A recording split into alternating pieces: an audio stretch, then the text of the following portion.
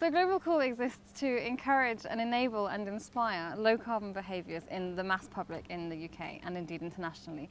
And we specifically look at segments of the public who are not engaged by the climate debate or by the environmental issues or even by the kinds of issues that charities work on more broadly to date. The kinds of people who are core territory actually for brands to target and who are big consumers. So people who are interested in going out, looking great, having a good time, for whom the key driver of their behaviour is about the esteem and the respect of others. And so we promote 4 key low carbon behaviours that relate to the 4 biggest pieces of carbon that an individual can influence. And those are around alternatives to flying, alternatives to driving, energy use in the home, and then reducing the carbon that's embedded in all the stuff that we buy. So in our radios, TVs, iPods, clothes, food, all of those sorts of things. And we market those behaviours in the way that commercial marketers market products. I mean, marketing in its broadest sense is about getting people to change their behaviour, and so we are just getting people to change their behaviour in ways that save carbon. So for example, we did a campaign this summer which was really about promoting alternatives to driving. But we don't talk about alternatives and we don't talk about driving. We just talked about the interesting, fun, quirky, zany, inspiring things that can happen to people on journeys on trains and buses by way of making the behaviour of taking trains and buses aspirational and as providing thereby an alternative to driving. And we did that through the music industry. We did a lot of work at music festivals this summer and got a lot of the bands who were involved in the music festivals to talk to us about interesting, quirky, inspiring things that have happened to them on trains and buses, which is a fantastic set of content and a mechanism for reaching this audience that we're trying to get to. There are 2 campaigns that we are planning. One is really promoting alternatives to flying, and the second I'll just mention is about improving energy efficiency and energy use in the home. The first, on promoting alternatives to flying, is about promoting flight-free holidays. So we will be taking a group of celebrities on flight-free holidays, which will be trips by train somewhere within sort of 4 or 5 hours train radius of where they live. So some will be in Scotland, some will be in Switzerland, some will be going kayaking in Venice, for example, looking at some really interesting holidays that you can go on and making the train journey to get there part of the adventure.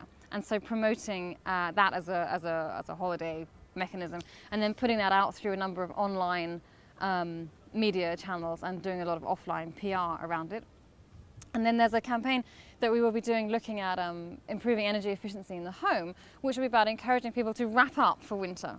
So a lot of the research shows that part of the reason that people have the heating on so high at home is that they all kind of expect to be at home in t-shirts and shorts in the winter, and actually that's kind of absurd.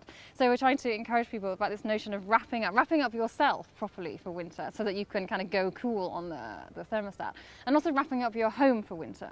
So why is it that we no longer change our curtains, for example, for winter, and we have the same really thin ones in the winter as we do in the summer? Well, actually there used to be a notion of wrapping up your house properly for winter. So we'll be promoting that.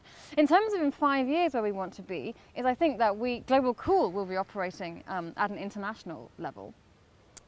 But essentially the core will be the same in terms of engaging and inspiring the mass public in the key low carbon behaviours. The key low carbon behaviours are different in different countries because it depends on the ways they use energy, the way they generate energy actually, and the way that they travel.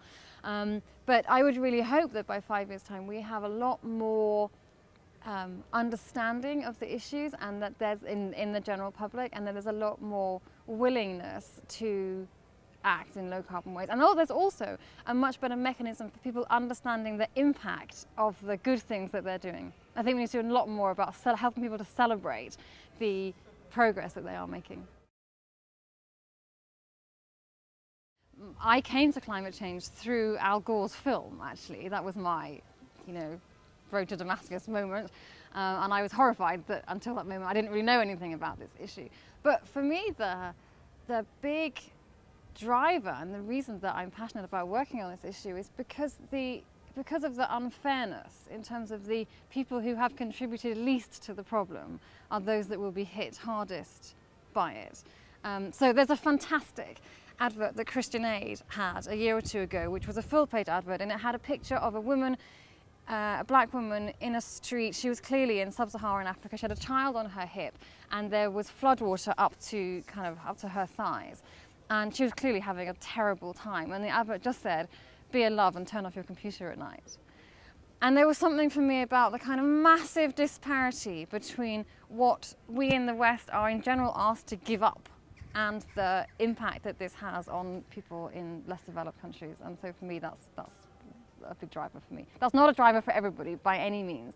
And the work that Global Call does is about taking low carbon behaviors and making them fabulous and beautiful and making them really attractive to people who would be motivated by a completely different set of, I don't know what, by a different set of activities.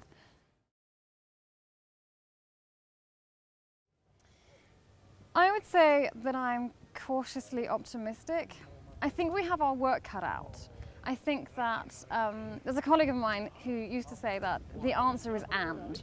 You know, we need wind and we need solar and we need carbon capture and storage and we need behaviour change and we need policy change and we need a carbon tax and we need all of these things. And he was saying that in relation to the kind of fights between the solar industry and the wind industry and the wave industry. And he was saying these debates are ill-formed because actually the answer is and we need all of these things.